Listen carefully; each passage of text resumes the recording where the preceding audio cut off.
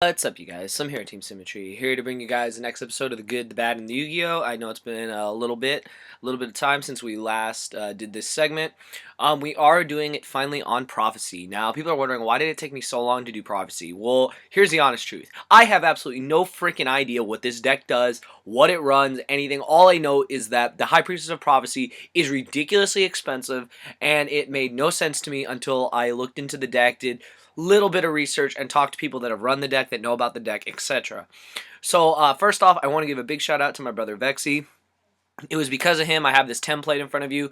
This was the deck that he actually sent to me. He wrote this all out for me, typed it, sent it to me, and I really appreciate it. You guys already know, check out his channel, the HBIC. If you don't know who Vexy is, you're probably sleeping under a rock. Anyways, thank you, Vexy. I really do appreciate it. Now, people are wondering, what are my thoughts on Prophecy? So I'll give you my honest opinion. I think the High Priestess of Prophecy is the freaking nuts. I know I use that term a lot for cards, but this card really is the nuts. It is a Dark Arm Dragon, and it's so easy to summon compared to Dark Arm Dragon. Dark Arm Dragon, you had to have exactly 3. You couldn't have less, you couldn't have more, blah, blah, blah, blah, blah, etc. A High Priestess of Prophecy is amazing. If you open, just say you open 3 Spellbooks, just like whatever, you can special summon it from your hand, and you can banish a Spellbook, and then you can target a card on the field and destroy it. It's awesome because, like Vexy said in his video, you can hit monsters, you can hit back row, etc. It's really, really good. I think that having a monster like this at your disposal is great. Now, another thing that's good about it is that you can run 3 of them. Like, I mean, I remember running Teledad with 3 Dark Arm. That was like, there'll never be another format like that because it was so overpowering. I feel Priestess, in a sense, is like Dark Arm. Granted, it's not as strong in attack points, but it is very good. And I feel that it just is an amazing card. I don't think it deserves a $60 price, though. I think that's absolutely ridiculous. But that's how the game goes sometimes. So my opinions are, I think the High Priestess of Prophecy is amazing. Looking into the other cards, I never really even researched these cards. I didn't even know they ran these cards. Justice of Prophecy. You can banish this card on the field, and you can add a level 5 or higher and 1 Spellbook from your deck to your hand. That's pretty good. I think the ability to search stuff is great. I think that's why this deck has a lot of potential. You're able to get to what you need to relatively quickly. I think that gives the deck a lot of oomph in this format. I've noticed that decks like Water are so good for one particular reason, and that's that they search what they need, they get what they need, and then they just explode. That's what decks used to do. It used to be with Teledad and other decks like that. Set up your graveyard with Dark Grepher, Armageddon Knight, whatever. Summon Dark Arm. You're dead. Basically, that's kind of how it was, and this is how I kind of see this deck. Granted, it's not as powerful as Teledad was, but I can see the resemblance. I can see the resemblance between this and Water in the sense that you summon, you search, you get advantage. That's what makes decks good. Decks get advantage by having more cards than the opponent, having more control of the field, and stuff like that. So I feel that this is a really good card. I don't even need to talk about the Spellbook Magician of Prophecy. It's a Stratos. Busted. You can normal summon or flip face up. That was a little thing that caught me. I played against this at Seattle, in case anyone wondered. Round 8, I believe, or round 7. I was able to beat it because he didn't open that good. But I made the mistake of crashing into this card, and he's like, okay, I'm going to search. I'm like, what? And I looked at the card, I'm like, oh, wow. When it's flip face up, you can add a Spellbook. That's really, really good. I think this card is, it's not strong, but it's good. Like, there's no denying it. The ability to search anything is great. Another card is Stoic of Prophecy, I believe. Is that how it's called? This is a Sangan, basically. You add 1 level 3 Prophecy monster from your deck to your hand. So basically, you could go Stoic into the Spellbook Magician, or you could go to the Justice of Prophecy, etc. So these cards work really, they have a lot of synergy with each other. Now, other cards, Temperance of Prophecy, I didn't know what this card did. Vexy said this card's really busted. So this is actually the first time I'm actually reading the effect. So you can tribute this card and you can special summon a level 5 light or dark spellcaster from your deck. You can not special summon a level 5 monster during the turn. This was the card that I actually did hear about a while ago, saying that if Dark Magician of Chaos came back, the deck could be busted because this is like an instant, Priestess, basically, because it's saying 5 or higher, so you can just search out Priestess and you can special summon it. I mean, that's like, what? If Demok was back, could you imagine? Oh, okay, I'm going to summon this, I'm going to activate a Spellbook. Okay, you cool with that? Okay, cool, Demok, you're dead. You know, stuff like that makes the deck have a lot of just, I think, really good potential. The fact that it kept cards on the ban list for other reasons. And again, it's a level 3, so you can search this out with Stoic. I think that's where the synergy in this deck is. It searches a lot, it gets to what it needs, and it works. This card is really, really good, though. The ability to summon a level 5 or higher, really, really good in my opinion. Tragodias are in here only because of, you know, your hand gets big with all the searching, etc. That's not relevant to this deck. Other things, other cards, Reasoning's really good. There's so many different levels. People are always trying to hit the Priestess. If they don't hit the Priestess, you'll run into Trago, you'll run into one of these, etc. So, I mean, this is really good. I like Reasoning. Now, on to the Spellbooks. Now, I had to look into these books because all I remember ever saying about Prophecy is, oh, it's a deck with a bunch of books and they do stuff. And I mean, I'm like, okay, duh. Now, what do they each do? So, Spellbook of Eternity, which I believe was one of the newer books, is you get to target one of your banished cards and add that card to your hand. So basically, this means that when you combo this with Priestess, it's really, really good. You use Priestess's Dark Arm effect to pop a card by banishing a Spellbook, then you use Eternity to get it back, and it's kind of like a little cycle. I think it's really good. So that's what this card does. Spellbook of Fate, I'll get to last. Spellbook of Life is, I guess, like a Monster Reborn. You banish one spellcaster from your graveyard, you reveal a spellbook in your hand, and you target a spellbook monster, spellcaster monster in your graveyard and special summon it in face-up attack position, and you equipped it. So basically, this is like kind of like a premature burial, I guess, in the fact that it's an equipped. So that's really cool. I know some decks run 1. This deck ran 2. I think that's really good. The ability to bring back monsters is always crucial. Plus, like I said, if you banish cards, you can always get them back. So I feel Life's a really good card. The card I do know about, Spellbook of Power. I think this is like my favorite card. Like, if I was to run the deck, this is the card that I might even run 3 of, because it gives your monster at 1,000 attack points, and when you destroy a monster, you add a Spellbook to your hand. I mean, like, what? Like, that's so good. I had this happen. One of my friends was running the deck. Now, granted, he wasn't running the best build of it, but I was running Chaos Dragons at the time, and I had Red MD out, right? And I'm like, okay, cool, I'm sitting fine. Like, he can't do nothing. He had no targets for Priestess, so, like, he couldn't pop Red MD. But he goes, Spellbook of Power. I'm like, oh, crap. And literally, like, 3,500 runs over the Red MD. It's things like that that I think give the deck a lot of power, is that you can just equip literally power to them, and they win. And I think that's something that's really good about the deck, is that the ability to get an advantage by destroying a monster, and the ability to get an attack boost is really, really good. So I really like this card a lot. This is probably my favorite Spellbook. Secrets does what it does. It lets you add a Spellbook card to your hand. Very self-explanatory. Wisdom is great. It's a Forbidden Lance. No need to explain that. This card is amazing. It's a better Lance. You don't lose 800 attack points. I mean, granted, you can't use it against your opponent, but who cares? Your monsters are safe from, you go attack, they go deep prison, you go wisdom, you're like, what's up, bitch? Like, boom, you're dead. So, I think Spellbook of Wisdom is really, really good. And I'll skip this card too. This card, Spellbook Starhall, and Spellbook of Fate, I'll talk about last.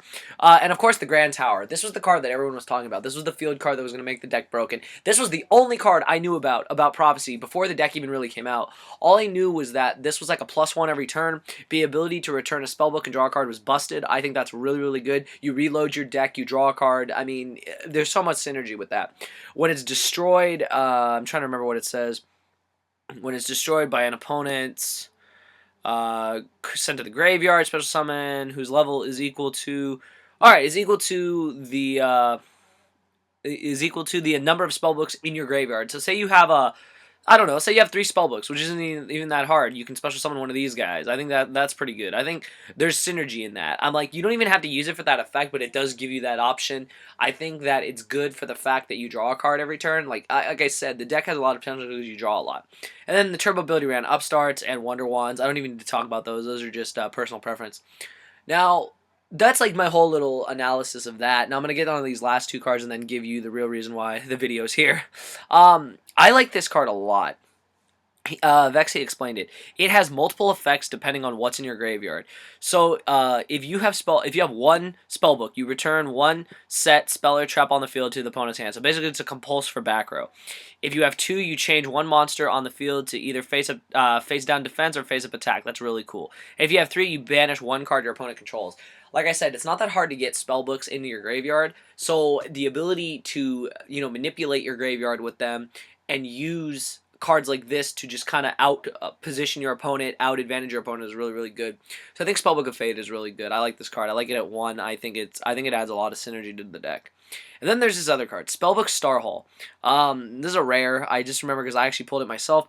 So it reads, every time a Spellbook is activated, you place a spell counter on all spell monsters. You just gain 100 attack for each spell counter on this card. When this card with the spell counter is destroyed and sent to the graveyard, you're able to add a spellcaster type monster from your deck or hand whose level is less than or equal to the number of spell counters that were on this card.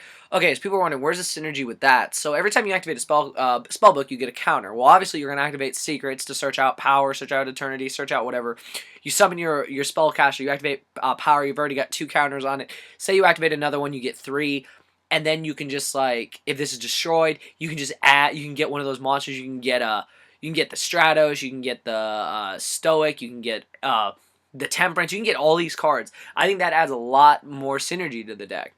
So that's like my whole little analysis on all the books and everything, because everyone wanted my opinion, and this helped me learn about the deck myself so that when I do play against it, I'll know what everything does. So with that being said, what's good about the deck? I used the word like 20 times probably in the last couple of minutes that this video has been running. Synergy and consistency.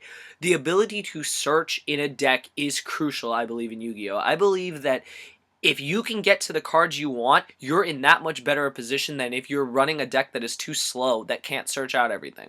That's what's really good. Other things that are good. The monsters work in perfect unison with each other. One is a Stratos. One lets you special summon. One is a Sangan. They all have that synergy. They all perform the same things that they need to get done in order to summon the High Priestess. The High Priestess is broken. I think that's one of the best things about the deck is that this card is busted. It can destroy monsters by battle because it's big. It can pop things with its effect. It can help set up for Spellbook of Eternity. It can help set up for so many things that the deck just it just kind of feeds the deck in a sense. And the ability to use Temperance to bring out this card is also really good. I think it's good also because with power you can get over problem monsters. You can get over problem cards. And I think that that's what gives it a lot of power, is that you can get around things that other decks probably couldn't. You're packing 3 Forbidden Lance in the form of Spellbook of Wisdom. That's amazing because you don't, like I said again, you don't lose the 800 attack. Now, a lot of people don't think that's a big deal. That is a big deal sometimes. If you need that extra 800 to go for game, you don't lose it using Spellbook of Wisdom, but you can get past a D-Prism, a Bottomless, etc. So I think that this is what's really good about the deck. Now, what's bad about the deck? So I talked to Vexy again. I'm like, okay, what's bad about this deck, Vexy? Obviously, everyone knows that Thunder King hurts the deck. We know. Thunder King locks out all these cards, all these searching effects. You can negate specials, etc. But aside from that, the way you get around Thunder King, like people are wondering, I mean, when you just use power, you just like, okay, my monster's weak. Oh, okay, 1,000 attack points more. Boom, you're dead. Like that's the whole thing. Is that if you have Temperance, you go Temperance. Okay. Activate power, okay, attack, take 100, cool, I search, you know, there's all these things that just, you can get around Thunder King. Other things that hurt the deck, Vexy said, are Dolka, Evolstar Dolka and Dino Rabbit, Macro Rabbit can hurt it because if you don't have, like, power or the optimal spells, you can lose because Dolka can negate your stuff. You know, Lagia hurts too. I was running Dino Rabbit when I played against this deck, so, you know, I know for a fact that it does hurt the deck. But I think outside of that, the deck's just really underrated. I think that's the thing about this deck, is that people underrate decks. They're like, oh, it's not, you know, it's not winning, it's not topping. I'm not going to give it a, you know, a second concern. But I got to be honest, you guys, you go up against this deck and you're not prepared, like, you can lose really, really fast. Because if you don't have an answer to the Priestess, I'm telling you, the Priestess is going to win the game. It's going to run over your stuff, and you're going to be in a bad position. So that's what I feel is good about the deck. Again, what's bad about the deck is that it loses to, you know, Thunder King and, you know, Lagia, Dolka, you know, like everything else in this meta. And it, at times, could be slow if you don't draw the optimal card. Sometimes you just won't open a Spellbook. Sometimes you won't open the Stratos. Sometimes you'll just draw weird, and you'll have all these books that you can't use till other things go off. But I think outside of that, the deck's really, really good. And I guess like the most busted Yu-Gi-Oh plays about it, Reasoning's busted in this deck because, okay, you call 7. If you don't mill the Priestess and you get a Trigodia, it's like, what's up? You know, like there's so many things that give the deck a lot of power. So that's my whole little synopsis on this deck. I guess the only card left to talk about, there are a couple cards. I think it's just this card. Whatever this is, it was the level 7 of the Prophecies. You can detach an XYZ from this card, destroy spell or traps your opponent controls up to the number of Spellbook spell cards in your graveyard. This is the only one I'm going to talk about because you can make it with 2 priestess, or you can change the level of these cards. I believe there's a card here that changes the levels. I don't know if I even read that or not. But let me see. Is it the tower? Maybe it's the tower. I don't know. No, it's not the tower. But there was something that I heard that you're able to manipulate stuff. I think it's with a hermit. I'm not 100% sure, but this card's really really cool because you can if you end up getting the 2 priestess and you overlay the 2 priestess, you can make that thing and you can detach, bring it back with eternity, etc. And this card is just like a heavy storm because it can pop multiple back rows. I think that's really good. But yeah, that's my whole synopsis on prophecies, you guys. Don't get mad at me that I didn't give the best analysis. I tried to give you my most honest opinion on this deck because I'm very new to this deck, and I think it just has potential. I think every deck has potential in the upcoming format, and depending on how the ban list goes, the deck might be tier 1, it might be on the lower end like it is now, but you can never rule a deck out until you played it or played against it. So I hope you guys enjoyed the video. Thumbs it up. 150, 200 plus likes, we'll get the next episode out, and let me know what deck you guys want to see next. I think you guys said Madolche, so once again, I got to go to duel school and learn about Madolche. So I hope you guys enjoyed the video. Thumbs it up. Thank you again, Vexy, for all the help, and I hope you guys enjoyed this. So thank you for watching.